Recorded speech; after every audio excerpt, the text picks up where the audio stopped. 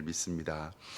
사랑하고 축복합니다. 오늘 예배 잘 오셨습니다. 하나님께서 우리 예배 기쁘게 받아주시고 우리의 찬양과 우리의 예배 받아주실 줄 믿습니다. 우리 옆에 있는 성도님들과 함께 좀 인사할까요? 주님의 이름으로 사랑합니다. 인사하겠습니다. 네, 잘 오셨습니다. 하나님께서 풍성한 은혜 주실 줄 믿습니다. 에베소서는 교회론을 이야기를 합니다. 그리고 하나됨을 강조하는 부분이 굉장히 많이 있습니다. 오늘 말씀에 읽지는 않았지만 에베소서 4장 4절 말씀에 보면 몸이 하나이요 성령도 한 분이시니 이와 같이 한 소망에서 부르심을 받았느니라. 그리고 5절에 주도 한 분이시요 믿음도 하나요 세례도 하나요 그리고 하나님도 한 분이시라고 우리에게 말씀하고 있습니다. 이것은 하나님 교회의 일치성과 그리고 하나님 안에서의 한 가족 그리고 하나님의 교회가 유기적으로 하나 된 것을 이야기를 합니다. 그래서 교회 공동체는 하나 된 공동체라고 이야기를 합니다. 교회 안에서 가정 안에서 그리고 하나 되며 빛으로 살아가는 방법에 대해서 오늘 말씀은 이야기하고 있습니다. 그리고 오늘 그 방법들을 이야기하는데요, 오늘 같이 읽지는 않았지만 오늘 말씀 전에 5장 21절에는 이렇게 먼저 말씀하고 있습니다. 어떻게 말씀하고 있냐면 그리스도를 경외함으로 피차 복종하라. 즉 하나님께서는 몸도 하나고 성령도 하나고 한 소망 안에서 부르심을 받았고 주도 한 분이시고 믿음도 하나고 세례도 하나고 하나님도 한 분이신데 교회가 같은 한 마음을 품고 나아갈 때 하나님께 영광 돌릴 수 있다는 것을 우리에게 알려주고 있습니다. 그러면 그 교회가 어떻게 한 마음을 품을 수 있느냐라는 말씀은 에베소 5장 21절에 그리스도를 경외함으로 피차 복종하라라는 원리를 먼저 우리에게 말씀합니다. 즉 상호간에 복종하라고 말씀하십니다. 그런데 여기서 중요한 것은 뭐냐면 복종하는 방법과 태도는 그리스도를 경외함이라고 말씀을 합니다. 예를 들어서 내가 어떤 성도에게 복종을 하기 위한다면 그 성도의 말과 그 성도의 행동과 그 성도의 태도를 복종해야 할 텐데 오늘 말씀은 내가 다른 사람을 복종할 때 원칙은 뭐냐면 그리스도를 경외함으로 피차 복종하라고 우리에게 말씀합니다. 복종하는 것은 옳지만 신기하게도 복종하는 대상의 상황을 보는 것이 아니라 우리의 복종이 타인들을 복종할 때도 그리스도를 경외하라고 먼저 말씀하시는 것은 조금 특별한 장면입니다. 이것이 바로 하나님의 법칙입니다. 하나님을 경외하는 마음으로 피차 복종하라고도 해석할 수 있지만 피차 복종하는 것이 하나님을 경외하는 것으로 즉 하나님의 뜻으로도 해석할 수가 있습니다. 그래서 우리가 잘 아는 말씀 골로새서 3장 23절은 무슨 일을 하든지 마음을 다하여 주께 하듯 하고 사람에게 하지 말라고 말씀합니다. 그런데 그 다음에 골로새서 3장 24절에 이는 기업의 상을 주께 받은 줄 아나니 너희는 주 그리스도를 섬기느니라. 아멘. 즉 무슨 일을 다 하든지 마음을 다하여 주께 하듯 하고 사람에게 하듯 하지 말라고 합니다. 골로새서 3장 23절은 내가 교회에 봉사할 때 성도들을 대할 때 가족을 대할 때 무슨 일을 하든지 마음을 다하여 주께 하듯 하라고 하고 사람에게 하지 말라고 합니다. 즉 복종하라는 말씀인데 이것은 그 사람을 잘되게 하는 것이 아니라 골로새서 3장 24절에 이는 기업의 상을 주께 받은 줄 아노니 너희는 그리스도를 섬기느니라 라고 말씀합니다. 즉 무슨 뜻이냐면 너희가 섬기는 분은 그리스도 주 하나님이시기 때문에 너희가 무슨 일을 하든지 마음을 다하여 주께 하듯 하고 사람에게 하듯 하지 말라. 너희에게 상 주시는 이시는 하나님이시라고 우리에게 말씀하고 있습니다. 타인에게 하는 행동, 삶의 방식 역시 사람에게 하듯 하지 말라고 하시고 그 이유는 상 주시는 이시가 우리 주님이시기 때문에 그렇습니다. 그렇기 때문에 우리가 피차 복종하고 배려하고 사랑하는 것은 그리스도를 경외함이고 하나님께서 우리에게 상 주시는 이심을 믿기 때문에 그렇습니다. 이것은 바로 하나님의 교회의 법칙입니다. 구체적으로 오늘 말씀은 이 시대를 살아가는 가정 특별히 부부에게 하시는 말씀입니다. 먼저 아내들에게 말씀합니다. 에베소서 5장 22절 말씀을 이렇게 이야기를 합니다. 아내들이여 자기 남편에게 복종하기를 주께 하듯 하라. 아멘. 성도가 주님께 목숨을 바쳐 섬기고 순종하는데 우리에게 그 순종을 넘어서 복종하는 것을 남편에게 대하여서 주께 하듯 하라고 말씀을 하는 사실입니다. 다시 한번 읽어드리면 에베소서 5장 22절은 아내들이여 자기 남편에게 복종하기를 주께 하듯 하라고 말씀합니다. 오늘 이 시간에 참석하신 우리 남편분들은 겉으로는 웃지 못하지만 속으로는 씩 하고 계실 것. 근데 이 말씀은 여기뿐만이 아니라 골로새서 3장 18절에도 아내들아 남편에게 복종하라 이는 주 안에서 마땅하니라 라고 말씀하고요. 베드로전서 3장 1절과 2절 말씀에 아내들아 자기 남편에게 순종하라 그 아내의 행실로 말미암아 구원을 받게 함이니 어떻게까지 말씀하시냐면 두려워하며 정결한 행실을 남편에게 보이라고까지 말씀을 합니다. 그러니까 아내들에게 남편들에게 순종하라라는 말씀은 에베소서에만 하는 말씀이 아니라 골로새서와 베드로전서와 성경 전체에 나오는 말씀입니다. 아내가 남편에게 복종하라는 명령과 그 이유를 함께 따로 설명을 합니다. 아내들이 남편에게 복종해야 될 이유는 에베소서 5장 23절 말씀에 바로 나오는데요. 어떻게 기록이 되어 있냐면 이는 남편이 아내의 머리됨이니 그리스도께서 교회의 머리됨과 같으니 그가 바로 몸의 구주시라라고 우리에게 말씀하고 있습니다. 즉 아내가 남편에게 순종하고 복종하는 것을 무엇으로 비유하냐면 그리스도께서 교회의 머리 되심과 같이 남편은 아내의 머리가 된다고 성경에 이야기하고 있습니다. 남편의 아내가 머리인데 남편이 아내의 머리인데 그리스도께서도 교회의 머리가 되어 주신다는 사실입니다. 이 말씀은 정말 오해가 없어야 됩니다. 단순히 여자보다 남자가 높은 위치에 있고 아내는 남편의 말을 늘 잘 들어야 하고 아무 대꾸도 하지 않아야 되는 것처럼 오해하고 생각하기 쉽습니다. 그런데 그리스도께서 교회의 머리됨을 먼저 생각해 봐야 하는데 이 말씀은 에베소서 1장 22절 말씀에 예수님은 만물 위에 교회의 머리로 삼으셨고 23절에 교회는 그의 몸이다라고 말씀하십니다. 그리고 나서 에베소서 2장 1절 말씀에 뭐라고 이야기하시냐면 그는 허물과 죄로 죽었던 너희를 살리셨도다라고 말씀합니다.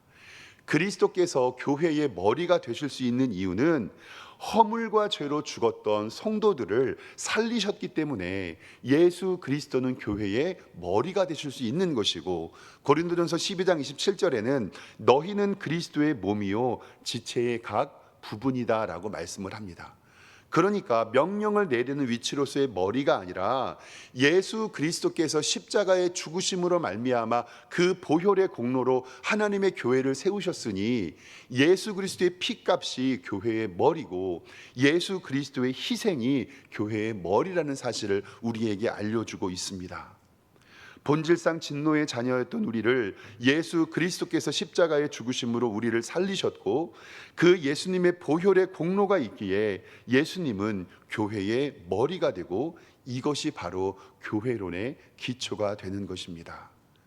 즉 예수님께서 자신의 몸을 희생하여 죽기까지 복종하셨던 그 희생으로 하나님의 교회를 세우셨고 그러기 때문에 예수님은 교회의 머리가 되어준다라는 사실입니다. 그러면 예수님께서 교회의 머리됨을 남편이 아내의 머리됨으로 비유하는 것은 예수님께서 본인의 피를 흘려 하나님의 교회를 세우신 것처럼 남편이 아내의 머리됨은 예수님의 십자가의 사랑으로 그 가정을 돌보라는 말씀이 먼저 선행되어야 된다는 것을 꼭 기억하시기를 바랍니다. 그래서 오늘 말씀에 에베소서 5장 24절 말씀에 그러므로 교회가 그리스도에게 하듯이 아내들도 범사에 자기 남편에게 복종할지니라라고 다시 한번 말씀하고 있는 것입니다. 즉 오늘 이 말씀은 단순하게 아내들이 남편의 말을 잘 들어라가 아니라 예수 그리스도께서 교회의 머리가 되시는 교회론에 대해서, 그리고 하나님의 창조의 질서를 우리에게 말씀하는 것임을 꼭 기억하시기 바랍니다. 즉 예수님께서 자기 몸을 내어 교회의 머리가 되어 주셨던 것처럼 우리 남편들은 그 사랑을 가지고 우리의 가정을 섬겨야 함을 꼭 기억하시기를 바랍니다. 그러므로 교회가 그리스도께 하듯이 아내들도 범사에 남편에게 복종할지니라의 말씀이 이렇게 해석되어야 합니다. 이것은 하나님의 창조 질서를 바로 이해해야 하는데, 그것을 이해하기 위해서 고린도전서 11장의 말씀을 잘 해석해야 됩니다.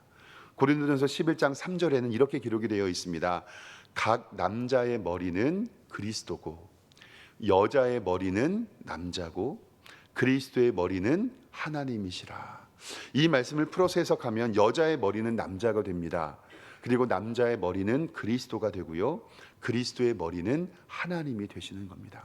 이 말씀의 해석이 고린도전서 11장 8절에 나와 있는데, 남자가 여자에게서 난 것이 아니고 여자가 남자에게서 났으며, 남자가 여자를 위하여 지음받지 아니하고 여자가 남자를 위하여 지음받았다라고 성경은 우리에게 분명히 말씀하고 있습니다.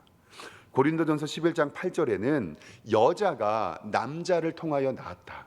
고린도전서 11장 9절에는 남자가 여자를 위하여 지음받는 것이 아니라 여자가 남자를 위해서 지음받았다고 성경은 분명히 말씀하고 있습니다. 하나님께서는요, 첫 사람으로 아담을 지으셨습니다. 흙으로 그 사람을 만드셨죠. 그리고 하나님의 형상으로 아담을 보시면서 심히 좋았다라고 우리에게 말씀하십니다. 그리고 명령을 내리십니다. 선악을 알게 하는 나무의 실과를 먹지 말라고.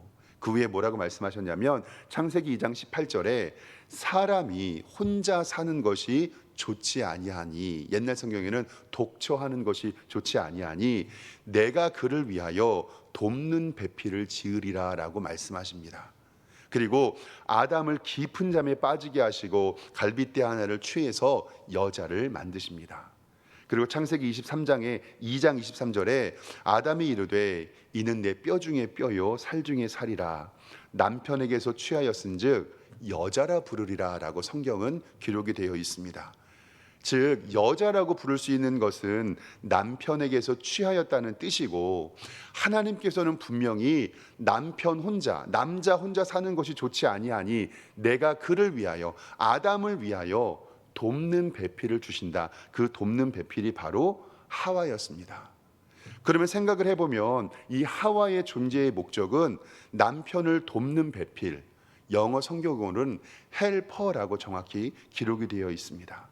가만히 생각을 해보면 하나님께서 아담을 만들어 놓으셨습니다. 하나님 보시기에 조금 우스운 이야기로 아담 혼자 있는 것이 조금 궁상맞아 보였을 것 같습니다. 그런데 여자를 창조하시는 이유가 아담을 위하여 돕는 배필을 지으리라고 말씀하셨고, 여자의 창조된 목적은 남자를 위함이고 그것을 돕기 위해서 만드셨다는 것이 바로 창조의 질서입니다. 조금 우스갯소리겠지만 그래서 남자보다 여성의 능력이 더 뛰어납니다. 왜냐하면 여성이 더 신제품이기 때문에 그렇습니다. 돕는 사람은 능력이 뛰어나야 그 사람을 도울 수 있거든요. 좀 재미있는 비유지만 비유로 얘기하자면 요즘에 스마트폰이 많이 잘 있잖아요. 남편들은요, 스마트폰 처음 나왔을 때 1세대 갤럭시 1, 아이폰 1세대라고 이야기를 하면, 아내들은 요즘에 갤럭시 22, 22 나오잖아요. 아이폰 13으로 비유되면 좋을 것 같습니다. 처음에 스마트폰이 처음 나왔을 때 핸드폰과 문자만 대어도 다행이라고 생각했거든요. 남자는 그 수준이고 아내들은 요즘 새로 나온 신형 휴대폰 같습니다. 제가 봐도 여성들의 능력은 뛰어납니다. 힘쓰고 노동하는 일 이외에 여성의 능력은 보편적으로 남자보다 뛰어난 것을 저는 느낍니다. 이것이 바로 멀티 능력이라고 저는 생각이 되는데요. 예를 들어서 남자들은요, 운전을 하거나 어떤 한 가지 일에 집중하면 다른 일에 잘 신경 쓸 수 없습니다. 그런데 제가 우리 여성들을 보면요, 이런 멀티 능력이 굉장히 뛰어납니다. 예를 들면 전화를 받으면서 TV를 봅니다. 그리고 같이 다림질을 하고 애를 돌보기도 합니다. 이건 정말 어려운 일이거든요. 제가 전에 교회에서도 좀 큰 신방을 마치고 식당에 한 8명에서 10명 정도가 갑니다. 그러면 인원이 많으니까 이렇게 그룹이 나누어서 이야기가 나누어질 수밖에 없잖아요. 그러면 제 앞쪽에서 이렇게 이야기를 하면 저 뒤에 있는 그룹은 저는 어떤 이야기인지 잘 알아듣지 못합니다. 그리고 자서 제가 신방을 마치고 나면 성도님들이 와서 이렇게 이야기합니다. 목사님, 그때 신방 끝나고 식사할 때 얘기했는데 다 들으셨죠? 저는 기억이 안 납니다. 그런데 여성들은요, 이 멀티 능력이 뛰어나가지고요, 제가 여기에서 다른 이야기를 막 하고 있는데 이쪽 그룹에서 대답을 해줍니다. 어떻게 자기들과 이야기를 하지 않는데 그 상황에서 제 이야기를 듣고 있는지, 정말 귀가 한 10개는 가진 것 같이 이런 여성들의 멀티 능력은 굉장히 뛰어나는데, 여기에 가정의 신비가 있습니다. 뭐냐면 하나님께서는 가정의 리더로, 가정의 머리로 제일 큰 헌신자로 남편을 세워주셨습니다. 그런데요, 능력치를 남편에게 더 줘야 되는데 그 능력을 아내에게 더 주셨습니다.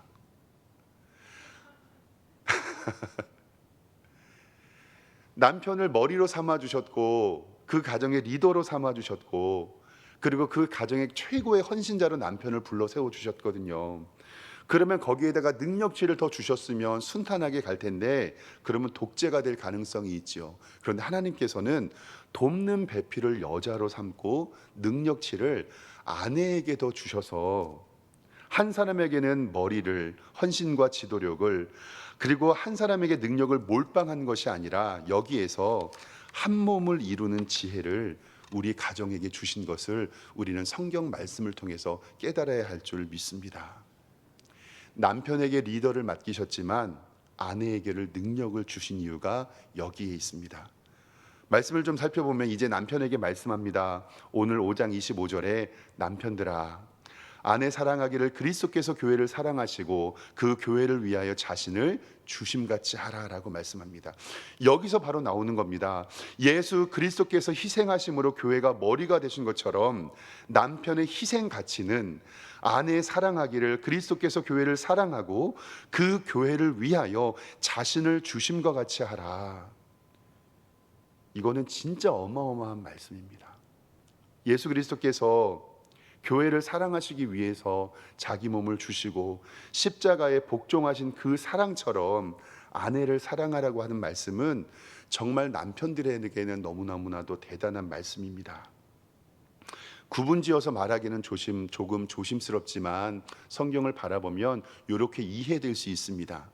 남편은 사랑을 주는 성향을 가지게 되고 아내는 사랑을 받는 성향을 가지게 됩니다.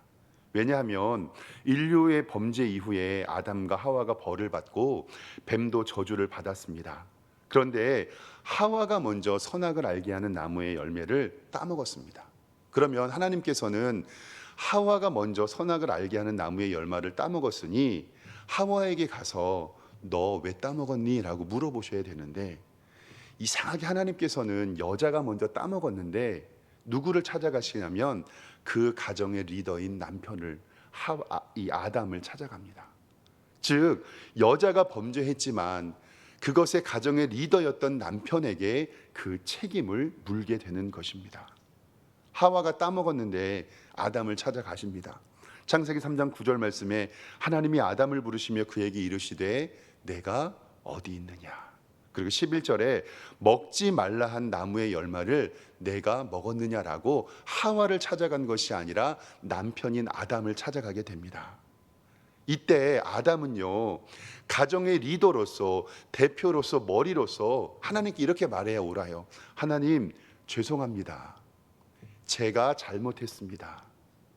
내가 가정의 리더로서 책임지겠습니다라고 하나님께 말을 했어야 되는데, 이 아담의 대답이 정말 웃겨요. 뭐라고 했냐면 12절, 창세기 3장 12절에 하나님이 주셔서 나와 함께 있게 하신 여자가 그 나무의 열매를 내가 줌으로 내가 따먹었습니다.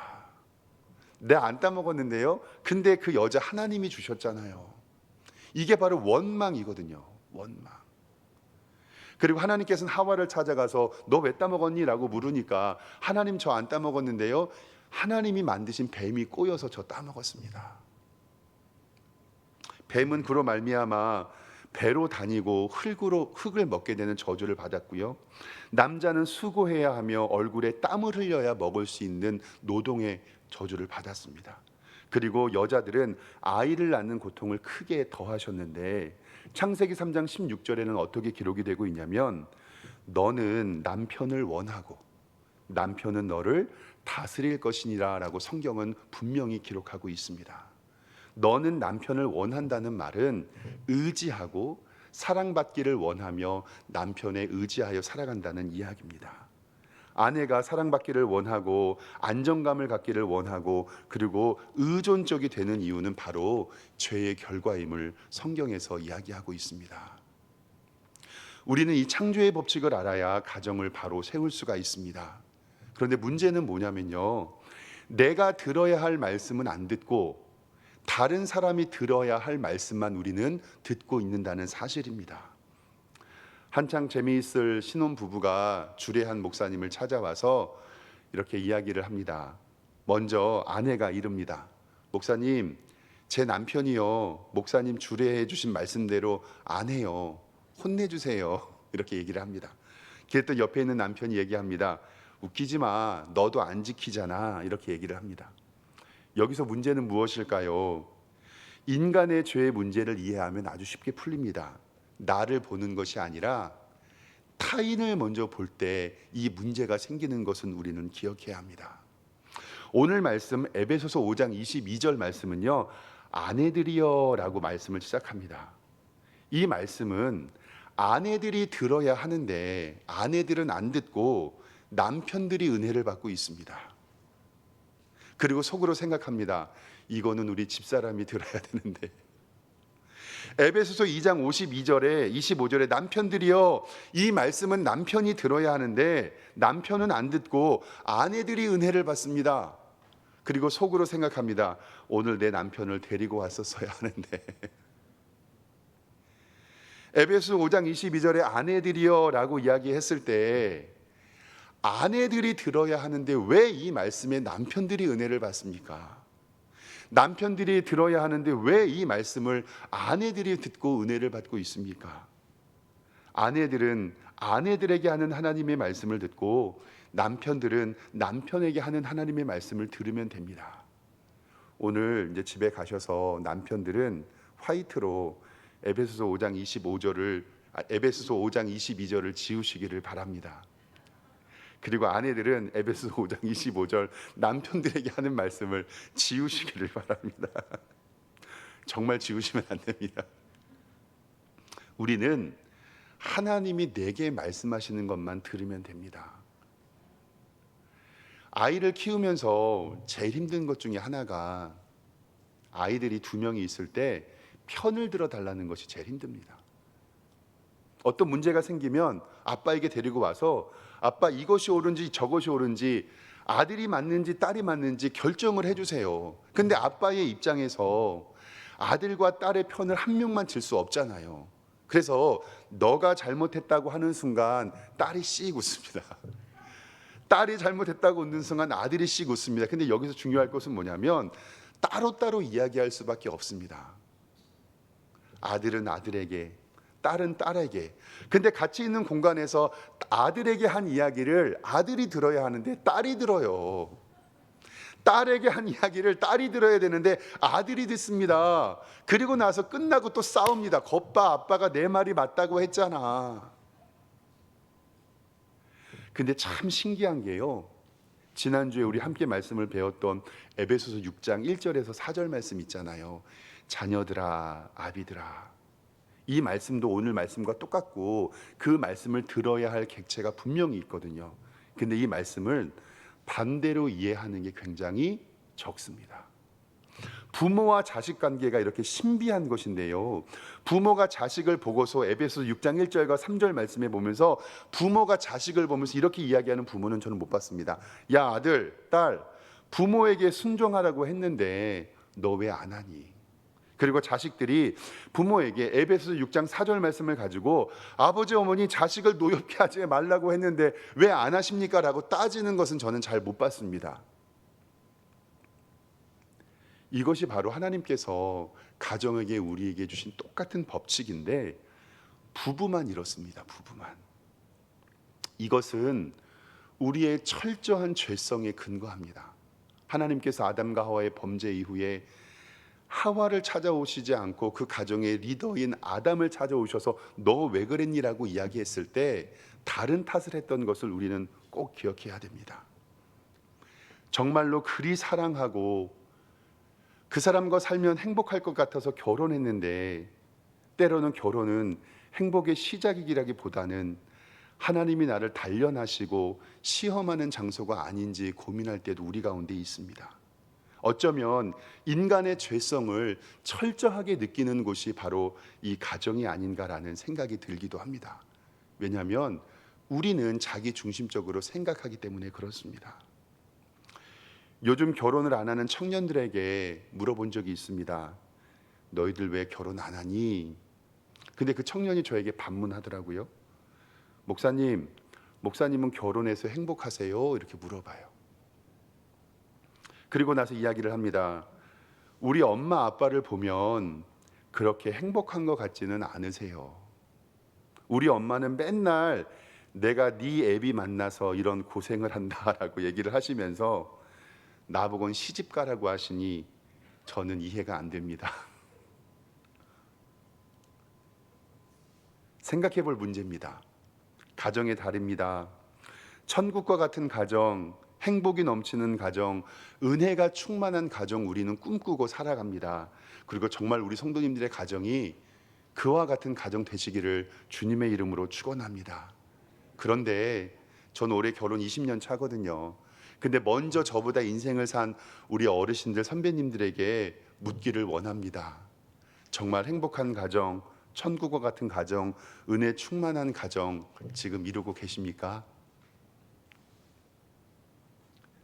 하나님께서 우리에게 가정을 주셨을 때는 하나님의 말씀의 법칙으로 하나님의 가정을 이루기를 원한다는 사실입니다. 우리가 꼭 기억해야 할 것은 무엇이냐면 하나님이 아내에게 말씀하시는 것은 아내들이 순종하면 되고요. 하나님이 남편에게 말씀하시는 것은 남편들이 순종하면 됩니다. 그리고 하나님이 부모에게 말씀하는 것은 부모가 순종하면 되고요. 하나님이 자녀들에게 말씀하는 것은 자녀들이 순종하면 됩니다. 큰 것을 이루려는 것보다 하나님의 말씀에 순종하여 하나씩 하나씩 행할 때 하나님의 법칙을 알아가고 복된 가정 이루시기를 주님의 이름으로 축원합니다. 그리고 하나님께서 우리의 가정에 복과 은혜 주셔서 주님의 은혜가 충만한 주의 가정 되시기를 주님의 이름으로 축원합니다. 아멘. 기도하겠습니다. 하나님 아버지, 은혜와 사랑에 감사합니다. 하나님께서 우리에게 몸되고 복된 가정 우리에게 주셨습니다. 그 가정을 지키기 위해서 우리의 헌신과 노력과 때로는 뼈를 깎는 고통이 우리에게 있습니다.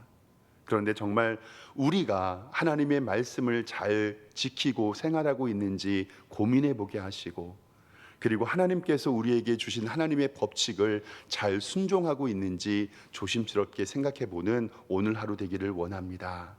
그럼에도 불구하고 하나님께서는 우리에게 복 주시고 은혜 베푸시기를 원하며 우리에게 아름다운 가정 이루기를 원하신다는 사실을 듣고 하나님의 말씀에 순종하며 오늘도 복된 가정 만들 수 있는 우리의 모두가 될 수 있도록 인도하여 주시옵소서. 감사드리고 예수 그리스도의 이름으로 기도드리옵나이다. 아멘.